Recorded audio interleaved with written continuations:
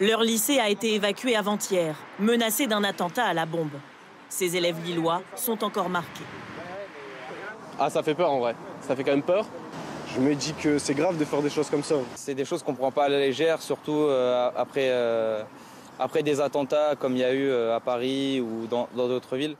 À l'origine de cette évacuation, un message posté sur l'espace numérique de travail du lycée.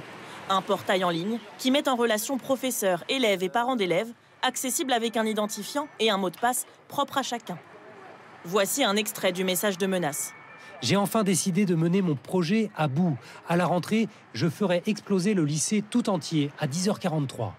Hier matin, c'est un lycée à Carvin dans le Pas-de-Calais qui est évacué à son tour après avoir reçu un message d'alerte à la bombe. Dans les Hauts-de-France, 5 établissements scolaires sont concernés. L'affaire est en fait nationale. Ces 2 derniers jours, une vingtaine de collèges et lycées dans les départements ici en rouge ont été visés par cette menace. Plusieurs établissements ont dû être évacués par précaution. Les forces de l'ordre intervenues dans chacun d'entre eux n'ont rien trouvé. Qui est à l'origine de ces menaces? À Lille, une personne a été placée en garde à vue puis libérée. Son mot de passe lui aurait été volé. Le message de menace provient de plusieurs comptes postés sur plusieurs plateformes éducatives. Les cyber-enquêteurs cherchent à localiser les ordinateurs utilisés.